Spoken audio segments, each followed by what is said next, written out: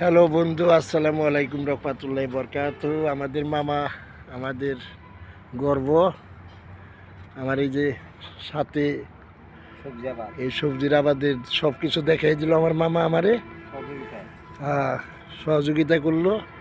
আমার এই যে দেখেন লাউ, এই যে কুমড় ধরেছে, দেখেন এই যে দেখেন ধরছে। আচ্ছা মামা, ইনশাল্লাহ আমার এখানে তো ভালোই সবজি হবে না? সবজির আবাদ করছেন, এটা ভালো। এটা দেশের গৌরব, এটা দেশের গৌরব। তারপরে আপনি বাড়িতেও সময়তে তরকারি না থাকলেও এটা তুলে খাইতে পারবেন। হ্যাঁ, এটা করবেন। একটু জায়গা থাকলেও ওরা আবাদ করা বেগের নেগে মঙ্গল।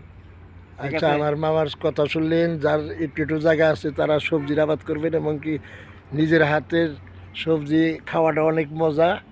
আপনারা ভালো থাকবেন, সুস্থ থাকবেন, আল্লাহ হাফিজ। আমাদের জন্য দোয়া করবেন, মামার জন্য দোয়া করবেন ইনশাল্লাহ। আলহামদুলিল্লাহ। হ্যালো বন্ধু, আসসালামু আলাইকুম রহমাতুল্লাহি বরকাতু। আমাদের মামা, আমাদের গর্ব। আমার এই যে সাথে সবজি আবাদ এই সবজির আবাদের সব কিছু দেখাই দিল আমার মামা আমারে।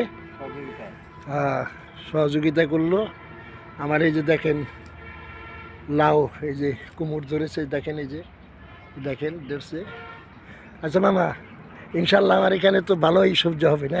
সবজির আবাদ করছেন, এটা ভালো। এটা দেশের গৌরব, এটা দেশের গৌরব। তারপরে আপনি বাড়িতেও সময়তে তরকারি না থাকলেও এটা তুলে খাইতে পারবেন। হ্যাঁ, এটা করবেন। একটু জায়গা থাকলেও ওরা আবাদ করা বেগের নেগে মঙ্গল। ঠিক আচ্ছা, আছে। আমার মামার কথা শুনলেন, যার একটু একটু জায়গা আছে তারা সবজির আবাদ করবেন, এবং কি নিজের হাতের সবজি খাওয়াটা অনেক মজা। আপনারা ভালো থাকবেন, সুস্থ থাকবেন, আল্লাহ হাফিজ।